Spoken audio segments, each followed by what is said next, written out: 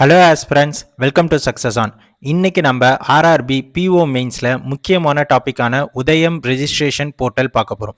So இதுக்கு முன்னாடி நம்ம உட்கம் போர்ட்டல் பார்த்துருப்போம். அந்த வீடியோ அப்லோட் பண்ணியிருக்கேன். ஸோ அதற்கான லிங்கையும் நான் கீழே வைக்கிறேன். அதை பார்க்காதவங்க அதை பார்த்துக்கோங்க. ஸோ உட்கம் போர்ட்டல்ன்றது வேற, உதயம் ரெஜிஸ்ட்ரேஷன் போர்ட்டல் அப்படின்றது வேற. ஓகேங்களா? ஸோ உட்கம் போர்ட்டல்ன்றது முழுக்க முழுக்க அன்கிளைம்டு டெபாசிட்டை ட்ரேஸ் பண்ணுறதுக்கானது தான் உட்கம் போர்ட்டல். பட் உதயம் ரெஜிஸ்ட்ரேஷன் போர்ட்டல்ன்றது ஸ்மால் பிஸ்னஸ் பண்றவங்களை ரெஜிஸ்டர் பண்ண வச்சு கவர்மெண்டோடைய பார்வை கீழே கொண்டு வரது தான் இந்த Udyam registration portal. So Udgam portal unclaim டெபாசிட்டுக்கு, உதயம் ரெஜிஸ்ட்ரேஷன் போர்ட்டல் ஸ்மால் பிஸ்னஸை ரெஜிஸ்டர் பண்ண வைக்கிறதுக்கு. ஸோ உதயம் ரெஜிஸ்ட்ரேஷன் போர்ட்டல்னா என்னன்னு டீட்டெயிலாக பார்ப்போம். உதயம் அசிஸ் பிளாட்ஃபார்ம்னா என்ன, அப்புறம் ப்ரியாரிட்டி செக்டார் லெண்டிங் அப்படின்னா என்ன, இது எல்லாத்தையுமே கிளியராக பார்ப்போம். இந்த ஒரு வீடியோ பார்த்தாலே உங்களுக்கு உதயம் ரெஜிஸ்ட்ரேஷன் போர்ட்டல் பற்றிய ஃபுல் டீட்டெயில்ஸும் தெரிஞ்சிடும். கடைசியாக ஒரு கொஸ்டினும் இருக்கும். அந்த கொஸ்டினுக்கு மறக்காமல் ஆன்சர் பண்ணுங்க. ஓகேங்களா? ஸோ வாங்க வீடியோக்குள்ளார போகலாம்.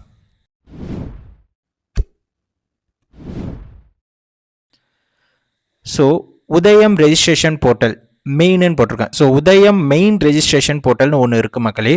இன்னொன்று உதயம் அசிஸ் பிளாட்ஃபார்ம் ஒன்று இருக்குது. ஓகேங்களா? ஃபஸ்ட்டு வித்தியாசத்தை தெரிஞ்சுக்கோங்க. ஃபஸ்ட்டு உட்கம் போர்ட்டல்னா நான் ஆல்ரெடி சொல்லிட்டேன், அது அன்கிளைம் டெபாசிட்டை ட்ரேஸ் பண்ணுறதுக்கு. உதயம் ரெஜிஸ்ட்ரேஷன் போர்ட்டல் எதற்கானது அப்படின்னு பார்த்தீங்கன்னா, இப்போ எம்எஸ்எம்இஸ் இருக்காங்க, ஸ்மால் பிஸ்னஸ் பண்ணவங்க இருக்காங்க, கரெக்டுங்களா? எம்எஸ்எம்இஸ் இருக்காங்க. இவங்க சின்ன சின்ன பிஸ்னஸ் பண்ணுறவங்க. இவங்க கிட்ட இவங்கள ரெண்டு விதமாக பிரிக்கலாம். இந்த ஸ்மால் பிஸ்னஸ் பண்ணவங்க ஒருத்தவங்க கிட்ட ஜிஎஸ்டி, பேனு, அப்புறம் இன்கம் டேக்ஸ் டீட்டெயில்ஸ் இது எல்லாமே இருக்கும். டேட்டாபேஸ் இது எல்லாமே இருக்கும். ஆதார், ஜிஎஸ்டி, பேனு இந்த எல்லா டேட்டாபேஸுமே இருந்து அவங்க சின்ன தொழில் பண்ணுறவங்களா இருப்பாங்க. ஆனால் அவங்க கவர்மெண்ட்டோடைய ரெஜிஸ்ட்ரேஷன் கீழே வராமல் இருக்கலாம்.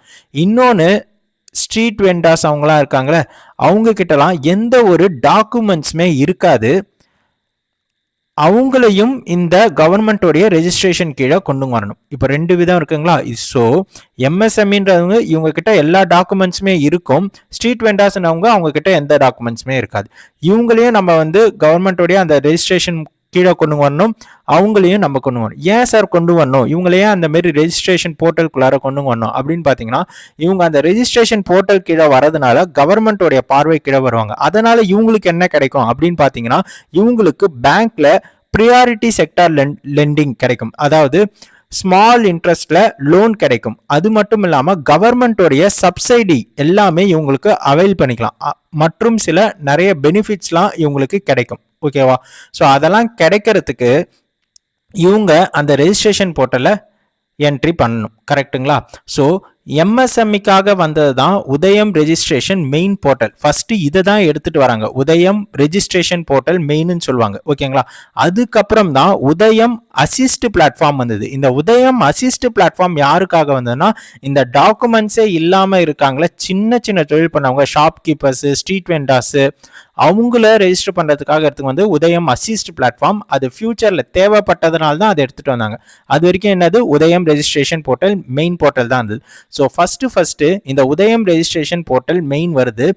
எப்போ வருது, அப்படி எப்போ லான்ச் பண்ணாங்க அப்படின்னு பார்த்தீங்கன்னா, July 1, 2020 லான்ச் பண்ணாங்க. எதற்கு ரீப்ளேஸ் பண்ணி இதை எடுத்துகிட்டு வராங்க அப்படின்னு பார்த்தீங்கன்னா, உதயக் ஆதார் சிஸ்டம் அப்படின்னு ஒன்று இருந்தது.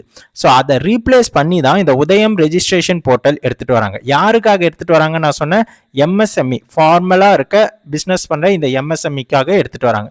எதுக்கு சார் இந்த ரீப்ளேஸ் பண்ணி இது வருது அப்படின்னு பார்த்தீங்கன்னா, இந்த உதயக் ஆதார் சிஸ்டம் இருக்குல்ல, இது ஃபுல் அண்ட் ஃபுல் இந்த பேப்பர் ஒர்க்கு பழைய செட் ஆஃப் ஸ்டைலில் இருந்தது. ஸோ அதை ரீப்ளேஸ் பண்ணி ஃபுல் அண்ட் ஃபுல் பேப்பர்லெஸ்ஸாக ஆன்லைனில் அந்த ஸ்மால் பிஸ்னஸ் பண்ணுற எம்எஸ்எம்இ இருக்காங்களே அவங்களையே இது ரெஜிஸ்டர் பண்ணிக்கலாம். யாரோட உதவியும் இல்லாமல் செல்ஃபாகவே அவங்க இதை ரெஜிஸ்டர் பண்ணிக்கலாம். செல்ஃபாகவே டிக்ளரேஷன் ப்ராசஸ் பண்ணிக்கலாம்.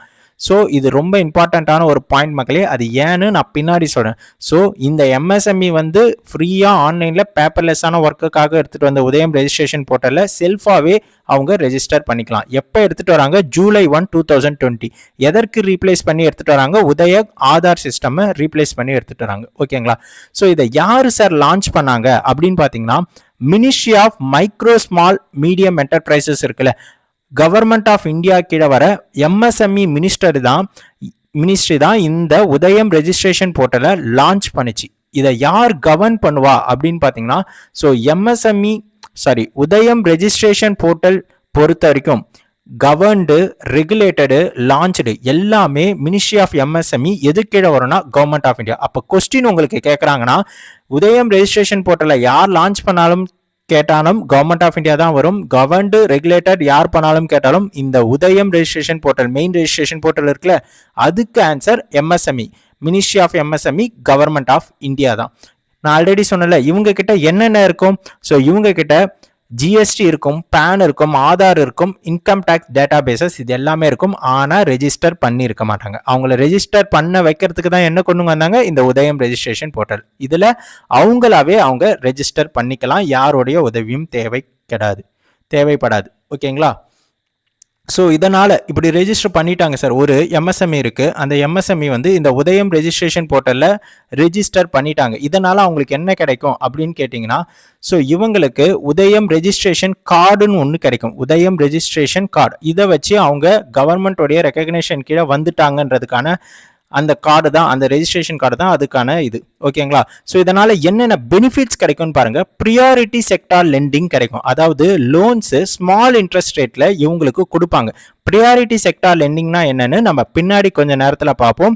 ஸோ ஜஸ்ட் இப்போ தெரிஞ்சுக்கோங்க, அவங்களுக்கு ஸ்மால் இன்ட்ரெஸ்ட் ரேட்டில் லோன் கிடைக்கும். வேற என்ன சார் கிடைக்கும், இந்த கவர்மெண்ட்டோடைய ஸ்கீம் எடுத்துகிட்டு வருவாங்களே, இந்த எம்எஸ்எம்இக்குன்னு சில ஸ்கீம்ஸ்லாம் எடுத்துகிட்டு வருவாங்க. அந்த ஸ்கீம்ஸ் எல்லாம் இவங்க அவைல் பண்ணலாம், ரெஜிஸ்டர் பண்ணி இருந்தால். சப்சிடிஸும் கிடைக்கும். ஓகேங்களா. So next protection against delayed payment. நான் த்ரெட்ஸ் எடுக்கிறப்ப சொல்லியிருப்பேன், ட்ரேட் ரிசீவபிள் டிஸ்கவுண்டிங் சிஸ்டம் எடுக்கிறப்ப நான் சொல்லியிருப்பேன், பையர்ஸு இவங்க வந்து செல்லர்ஸு இவங்க ரைஸ் பண்ணுற இன்வாய்ஸை இவங்க வாங்கிக்கிட்டு பேமெண்ட் தரணும். ஆனால் இவங்க டிலே பண்ணி பேமெண்ட் தருவாங்க. ஸோ நடுவில் வந்து ஒரு ஃபினான்ஷியராக பேங்க்கும் என்பிஎஃப்சிஸும் இருக்கும். ஸோ இந்த போர்ட்டல்னால, இந்த ட்ரெட்ஸ் போர்ட்டல்னால இதனால் அவங்களுக்கு என்ன லாபம் கிடைக்கும்னா, இந்த டிலேடு பேமெண்ட் வராமல் அவங்களுக்கு உடனடியாக பேமெண்ட் கிடைச்சிரும் அப்படின்னு. ஸோ இந்த எம்எஸ்எம்இ உதயம் ரெஜிஸ்ட்ரேஷன் போர்ட்டலில் ரெஜிஸ்டர் பண்ணுறதுனால இந்த அவைலபிலிட்டியும் அவங்களால எடுத்துக்க முடியும். ஸோ டிலேடு பேமெண்ட் அவங்களுக்கு வராது, எம்எஸ்எம்இக்கு கிடைக்காம ப்ரொடெக்ஷன் பண்ணிடுவாங்க. ஓகேங்களா. So next collateral free loans கிடைக்கும், கிரெடிட் ஹெல்ப்பும் கிடைக்கும். ஓகேங்களா. ஸோ இந்த உதயம் ரெஜிஸ்ட்ரேஷன் போர்ட்டல்ன்றது முக்கியமாக எம்எஸ்எம்இக்காக மட்டும்தான். ஓகேங்களா.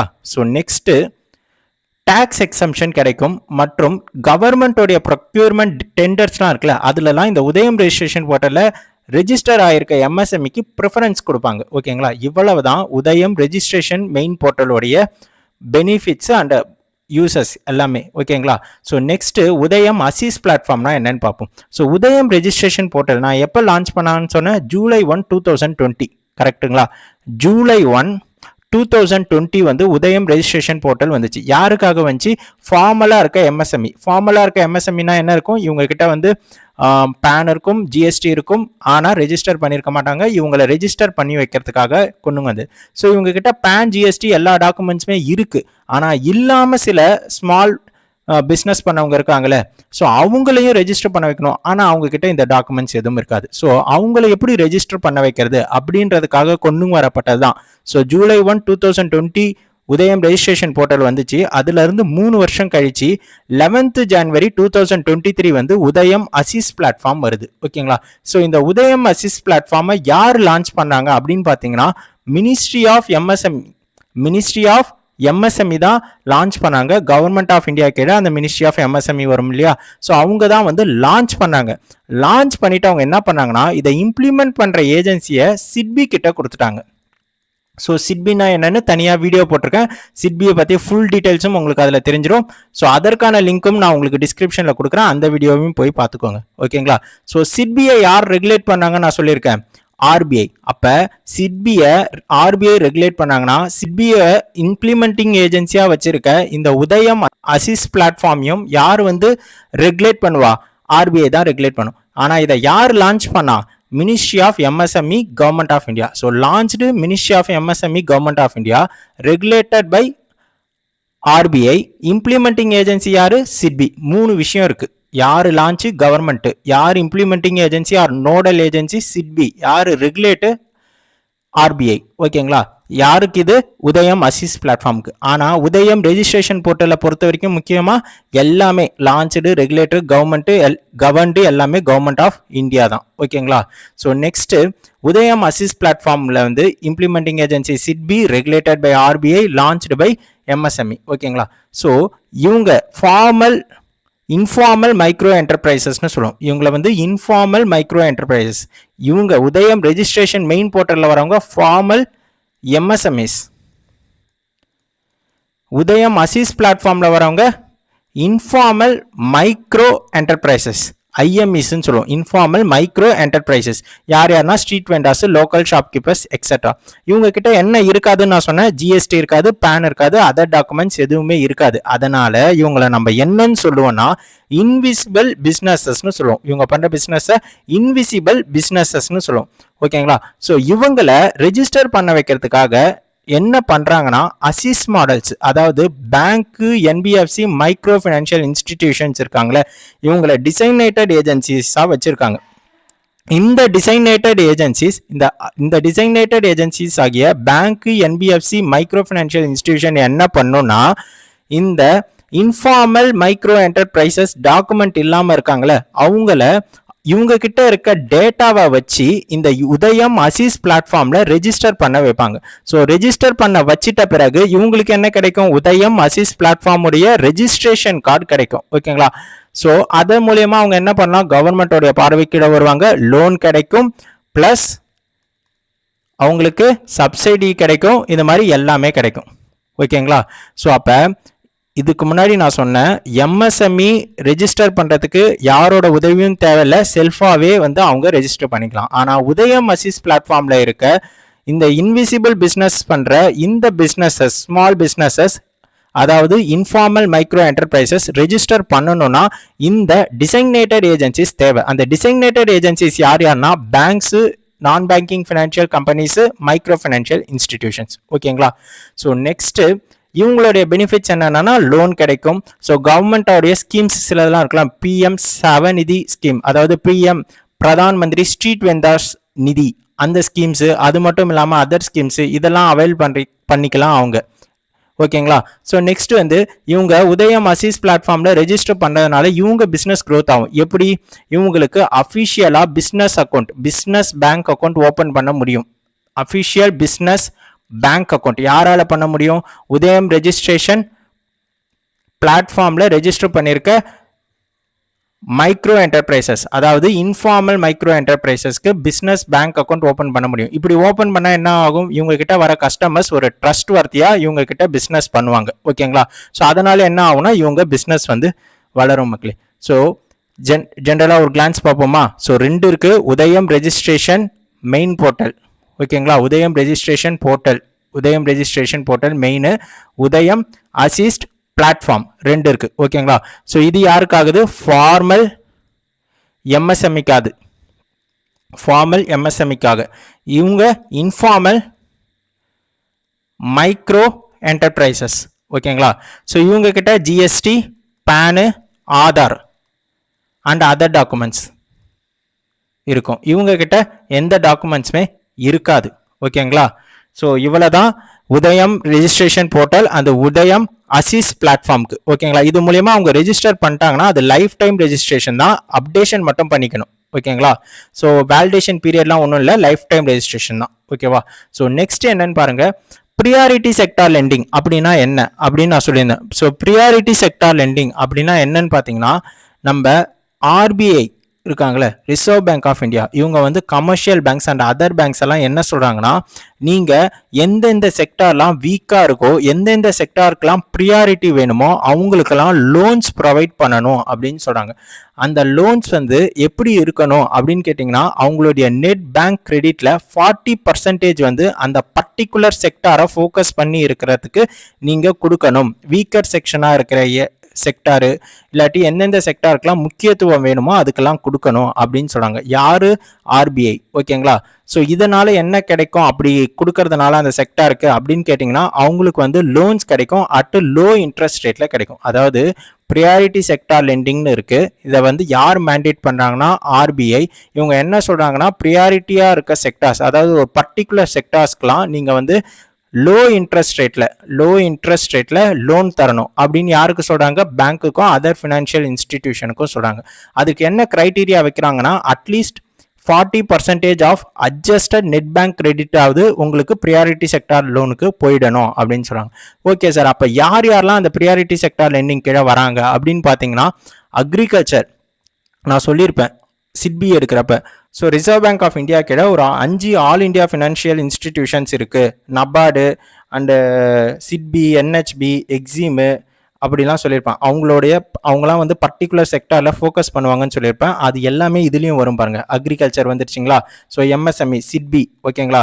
ஸோ எம்எஸ்எம்இ சிட்பிக்கானது. சிட்பி கீழே தான் இந்த உதயம் ரெஜிஸ்ட்ரேஷன் போர்ட்டல் வருது. ஸோ உதயம் ரெஜிஸ்ட்ரேஷன் போர்ட்டல்னா அது எம்எஸ்எம்இக்கு மட்டும்தான், இந்த அக்ரிகல்ச்சர் எஜுகேஷன் லோன்ஸ்லாம் கிடையாது, ஓகேங்களா?